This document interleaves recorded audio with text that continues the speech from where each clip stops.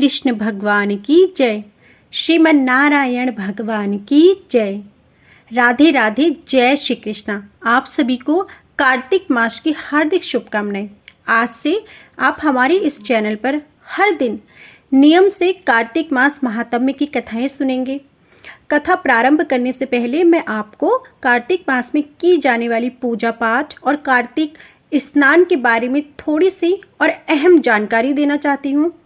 कार्तिक मास को बहुत ही पवित्र और शुभ माना जाता है। हिंदू पंचांग के अनुसार कार्तिक का महीना 8वां महीना हुआ। इस पूरे महीने में धर्म, कर्म, जप, तप, व्रत, पूजा पाठ, स्नान, ध्यान और दान आदि करने से कई गुना पुण्यों की प्राप्ति होती है। पूरे महीने में ब्रह्म मुहूर्त में उठकर स्नान किया जाता है। संभव हो तो पवित्र नदियों में स्नान करना चाहिए, नहीं तो आप घर पर भी नहाने के पानी में गंगा जल मिलाकर स्नान कर सकते हैं। कार्तिक के महीने में सुबह 4:30 बजे से 5:30 बजे के बीच में उठकर स्नान करना शुभ रहता है और इसी समय आप सूर्य देवता को भी जल अर्पित कर सकते हैं।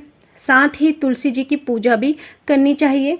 कार्तिक के महीने में जिस घर में तुलसी जी की पूजा होती है वहाँ कभी भी अकाल मृत्यु नहीं होती, यम भी उनके द्वार पर नहीं आते, वहाँ कभी समस्याएं भी नहीं होती, आर्थिक तंगी भी नहीं होती और हर प्रकार की सुख समृद्धि का भंडार वहाँ पर पूरे वर्ष भरा रहता है।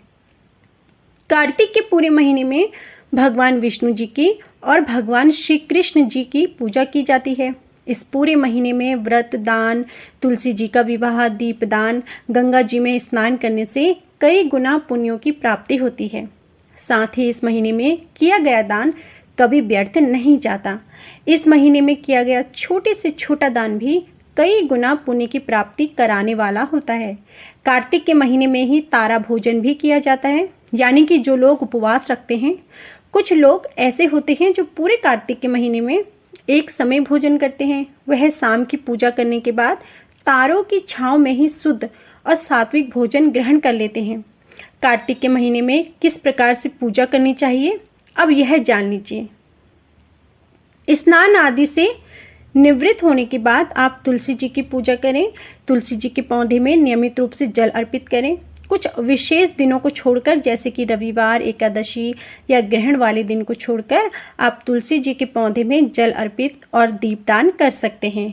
रविवार और एकादशी को जल अर्पित ना करके केवल दीपदान भी किया जा सकता है। तुलसी माता की परिक्रमा करनी चाहिए। कार्तिक मास महात्म्य का पाठ रोज पढ़ना या फिर सुनना चाहिए। पूजा करते समय भगवान विष्णु जी की पूजा करें।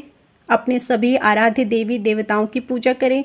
धूप दीप जलाएं और एक दीपक आपको अपने घर के मुख्य द्वार पर भी जलाना चाहिए। कार्तिक के महीने में जो लोग तारा भोजन करते हैं उन्हें पूरे दिन निराहार रहकर व्रत रखना चाहिए और शाम के समय तारे निकलने के बाद तारों को अर्घ्य देने के बाद ही शुद्ध और सात्विक भोजन करना चाहिए। अपनी सामर्थ्य के अनुसार ब्राह्मणों को भोजन कराएं, उन्हें दान दक्षिणा देकर संतुष्ट करें और कार्तिक मास के अंतिम दिन यानी कि कार्तिक पूर्णिमा के दिन व्रत का उद्यापन किया जाता है। जो लोग इस पूरे महीने उपवास न रख पाए वो लोग इस महीने में पड़ने वाले विशेष दिनों में, जैसे कि अमावस्या, पूर्णिमा को भी उपवास रख सकते हैं और अंतिम दिन व्रत का उद्यापन कर सकते हैं। उद्यापन वाले दिन आपको 5-5 की मात्रा में कोई भी सामग्री का दान करना चाहिए, जैसे कि आप 5 घड़े का दान कर सकते हैं, 5 सुराही, 5 वस्त्र, 5 तरह के फल, 5 तरह के अनाज, इन सब का दान आप किसी ब्राह्मण को दे सकते हैं। साथ ही ब्राह्मणी के लिए भी आपको उनकी जो भी पहनने का हो, जैसे साड़ी या फिर सूट वगैरह, वह उनको आप दान में दे सकते हैं। दान दक्षिणा देकर आप अंतिम दिन व्रत का उद्यापन जरूर करें। कार्तिक मास के नियमों का पालन करने वाले भक्तों को सुबह ब्रह्म मुहूर्त में उठकर हो सके तो ताजे पानी से, नहीं तो गर्म या फिर गुनगुने पानी से अपने स्वास्थ्य के अनुसार स्नान कर सकते हैं। तुलसी जी की पूजा करनी चाहिए और धूप दीप जलाकर आपको विधि विधान से आराध्य देवी देवताओं की पूजा करनी चाहिए। पूरे महीने हो सके तो धरती पर ही बिस्तर लगाकर सोना चाहिए।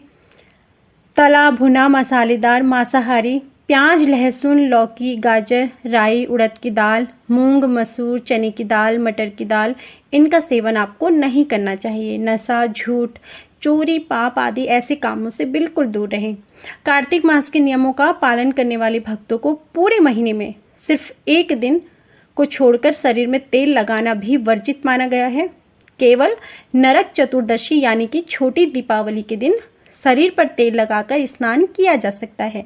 और जो लोग पहले से ही इस नियम का पालन करते आ रहे हैं उन्हें तो इस बारे में सब पता होगा, लेकिन जो लोग पहली बार से कार्तिक मास के नियमों का पालन करना चाहते हैं उनके लिए यह जानकारी बहुत ही ज़रूरी है कि कुछ नियम ऐसे हैं जिनका आपको कार्तिक मास में पालन करना चाहिए, जैसे कि ब्रह्मचर्य का पालन करना है, शरीर पर तेल नहीं लगाया जाता, धरती पर बिस्तर बिछाकर सोया जाता है, सुबह और शाम तुलसी जी की नियमित रूप से पूजा की जाती है। दली दालों का सेवन भी नहीं किया जाता है, जैसे चने की दाल, मटर की दाल, मूंग की दाल, मसूर, इन दालों का सेवन भी नहीं किया जाता है। तो इस तरह की दालों का सेवन कार्तिक महीने में नहीं किया जाता है। तो ये तो थी संपूर्ण जानकारी कार्तिक मास के नियम के विषय में। अब कार्तिक मास महात्म्य में अध्याय 1 आरंभ करते हैं। भगवान नारायण नरश्रेष्ठ नर तथा सरस्वती देवी को नमस्कार करके जय स्वरूप इतिहास पुराण का पाठ करना चाहिए। ऋषि बोले, हे सूत जी, हम लोग कार्तिक मास का महात्म्य सुनना चाहते हैं। सूत जी बोले, हे ऋषियों, तुमने मुझसे तो जो प्रश्न किया है उसी को ब्रह्मपुत्र नारद जी ने जगत गुरु ब्रह्मा से इस प्रकार पूछा था कि हे पितामह, मासों में श्रेष्ठ मास, देवताओं में सर्वोत्तम देवता और तीर्थों में विशिष्ट तीर्थ कौन है, यह बताइए। ब्रह्मा जी बोले, मासों में कार्तिक, देवताओं में भगवान विष्णु और तीर्थों में है नारायण तीर्थ। ये तीनों कलयुग में अत्यंत दुर्लभ हैं। और इतना कहकर ब्रह्मा जी ने भगवान राधा कृष्ण का स्मरण किया और पुनः नारद जी से कहा, बेटा, तुमने समस्त लोगों का उद्धार करने के लिए यह बहुत अच्छा प्रश्न किया है। मैं कार्तिक मास का महात्म्य कहता हूँ। कार्तिक मास भगवान विष्णु जी को सदा ही प्रिय है। कार्तिक में भगवान विष्णु के उद्देश्य से जो कुछ पुण्य किया जाता है उसका नाश में नहीं देखता। हे नारद, ये मनुष्य योनि दुर्लभ है। इसे पाकर मनुष्य अपने को इस प्रकार रखे कि उसे पुनः नीचे ना गिरना पड़े। कार्तिक मास सब मासों में उत्तम है। यह पुण्यमय वस्तुओं में सबसे अधिक पुण्यतम और पावन पदार्थों में सबसे अधिक पावन है। इस महीने में 3300 देवता मनुष्य के निकट हो जाते हैं और इसमें किए हुए स्नान, दान, भोजन, व्रत, जप, तप, तिल, धेनु, स्वर्ण, रजत, भूमि, वस्त्र आदि के दानों को विधि पूर्वक ग्रहण करते हैं। कार्तिक में जो कुछ दिया जाता है, जो भी तप किया जाता है, उसे सर्वशक्तिमान भगवान विष्णु जी ने अक्षय फल देने वाला बताया है। भगवान विष्णु के उद्देश्य से मनुष्य कार्तिक में जो कुछ दान देता है उसे वह अक्षय रूप में प्राप्त करता है। उस समय अन्नदान का महत्व अधिक है। उससे पापों का सर्वथा नाश हो जाता है। जो कार्तिक मास प्राप्त हुआ देख पराये अन्न को सर्वथा त्याग देता है, वह यज्ञ का फल प्राप्त करता है। कार्तिक मास के समान कोई मास नहीं, शास्त्र नहीं और गंगा जी के समान दूसरा कोई तीर्थ नहीं। सत्यों के समान कोई युग नहीं, वेदों के समान कोई शास्त्र नहीं। इसी प्रकार अन्नदान के सदृश दूसरा कोई दान नहीं। दान करने वाले पुरुषों के लिए न्यायोपार्जित द्रव्य के दान का सुअवसर दुर्लभ है। उसका भी तीर्थ में दान किया जाना तो और भी दुर्लभ है। हे मुनिश्रेष्ठ, पाप से डरने वाले मनुष्य को कार्तिक मास में शालिग्राम शिला का पूजन और भगवान वासुदेव का स्मरण अवश्य करना चाहिए। दान आदि करने में असमर्थ मनुष्य प्रतिदिन प्रसन्नता पूर्वक नियम से भगवान नामों का स्मरण करें। कार्तिक में भगवान विष्णु जी की प्रसन्नता के लिए विष्णु मंदिर अथवा शिव मंदिर में रात को जागरण करें। शिव और विष्णु जी के मंदिर ना हो तो किसी भी देवता के मंदिर में जागरण करें।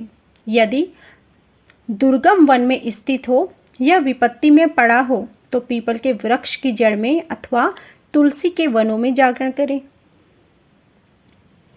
भगवान विष्णु के समीप उन्हीं के नामों और लीला कथाओं का गायन करें। यदि आपत्ति में पड़ा हो तो मनुष्य कहीं अधिक जल न पाए अथवा रोगी होने के कारण जल से स्नान न कर सके तो भगवान के नाम से मार्जन मात्र कर लें। व्रत में स्थित हुआ पुरुष यदि उद्यापन की विधि करने में असमर्थ हो तो व्रत की समाप्ति के बाद उसकी पूर्णता के लिए केवल ब्राह्मणों को भोजन कराएं। जो स्वयं दीपदान करने में असमर्थ हो वह दूसरे के बुझे हुए दीप को जला दें अथवा हवा आदि से यत्नपूर्वक उसकी रक्षा करें। भगवान विष्णु जी की पूजा न हो सकने पर तुलसी अथवा आंवले का भगवत बुद्धि से पूजन करें और मन ही मन भगवान विष्णु के नामों का निरंतर कीर्तन करता रहे।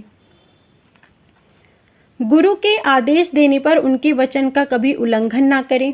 गुरु की प्रसन्नता से मनुष्य सब कुछ प्राप्त कर लेता है। इसलिए विष्णु भक्त पुरुष कार्तिक मास में सब प्रकार से प्रयत्न करके गुरु की सेवा करें। ऐसा करने से मोक्ष की प्राप्ति होती है। सब दानों से बढ़कर है कन्यादान, सबसे अधिक विद्यादान है।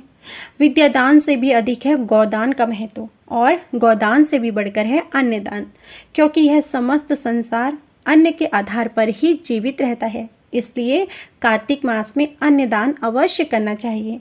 कार्तिक मास में नियम का पालन करने पर अवश्य ही भगवान विष्णु का सारूप्य एवं मोक्षदायक पद प्राप्त होता है। कार्तिक मास में ब्राह्मण पति पत्नी को भोजन कराना चाहिए, चंदन से उनका पूजन करना चाहिए और अनेक प्रकार के वस्त्र, रत्न और कंबल देने चाहिए। ओढ़ने के साथ ही रुईदार बिछावन, जूता और छाता भी दान करने चाहिए। कार्तिक मास में भूमि पर शयन करने वाला मनुष्य युग युग के पापों का नाश कर डालता है। जो कार्तिक मास में भगवान विष्णु के आगे अरुणोदय काल में जागरण करता है और नदी में स्नान, भगवान विष्णु की कथा का श्रवण, वैष्णवों का दर्शन तथा नित्य प्रति भगवान विष्णु का पूजन करता है, उसके पितरों का नरक से उद्धार हो जाता है। जो मनुष्य कमल के एक फूल से देवताओं के स्वामी भगवान कमलापति की पूजा करता है वह करोड़ों जन्मों के पापों का नाश कर डालता है। हे मुनि श्रेष्ठ, जो कार्तिक में 1,00,000 तुलसी दल चढ़ाकर भगवान विष्णु की पूजा करता है वह एक एक दल पर मुक्त दान करने का फल प्राप्त करता है। जो भगवान के श्री अंगों से उतारी हुई प्रसाद स्वरूपा तुलसी को मुख में, मस्तक पर और शरीर में धारण करता है तथा भगवान के निर्माल्यों से अपने अंगों का मार्जन करता है वह मनुष्य संपूर्ण रोगों और पापों से मुक्त हो जाता है। पुष्प आदि चरणोदक, चंदन और धूप ब्रह्म हत्या का भी नाश करने वाला है। हे नारद, कार्तिक मास में प्रातःकाल स्नान करें और प्रतिदिन अपनी शक्ति के अनुसार ब्राह्मणों को अन्न दान दें। अन्न से ही मनुष्य जन्म लेता है और अन्न से ही बढ़ता है। अन्न को समस्त प्राणियों का प्राण माना गया है। अन्न दान करने वाला पुरुष संसार में सब कुछ देने वाला और संपूर्ण यज्ञों का अनुष्ठान करने वाला है। पूर्व काल में सत्यकेतु ब्राह्मण ने केवल अन्न दान से ही सब पुण्यों का फल पाकर दुर्लभ मोक्ष को प्राप्त कर लिया था। वे दान उसे कभी पवित्र नहीं करते। कार्तिक मास में अनेक प्रकार के दान देकर भी यदि मनुष्य भगवान का चिंतन नहीं करता तो दान पवित्र के समान नहीं होते। गोविंद गोविंद हरे मुरारे, गोविंद गोविंद मुकुंद कृष्ण, गोविंद गोविंद रथाम पाणे, गोविंद दामोदर माधवती।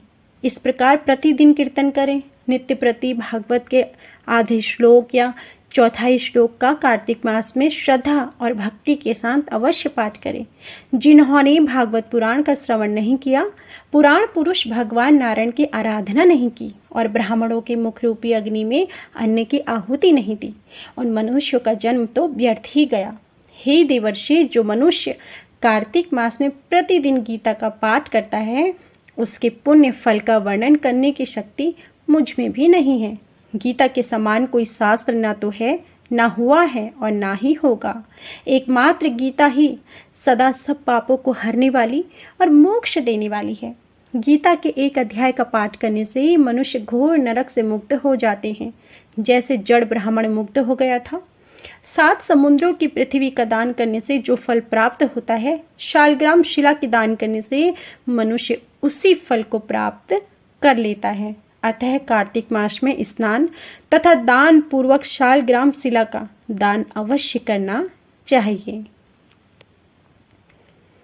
आज की कथा यहीं समाप्त हुई। इससे आगे की कथा आप हमारी अगली वीडियो में ज़रूर सुनिएगा।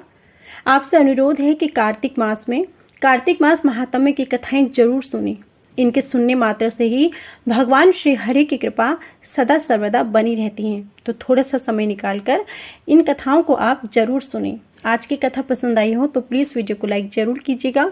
चैनल पर नए हैं तो चैनल को सब्सक्राइब करके बेल आइकन भी दबाएं, जिससे आपको हर रोज़ सुबह के समय नियम से कार्तिक मास की सभी कथाएं सुनने को मिल सकें। जय श्री हरि।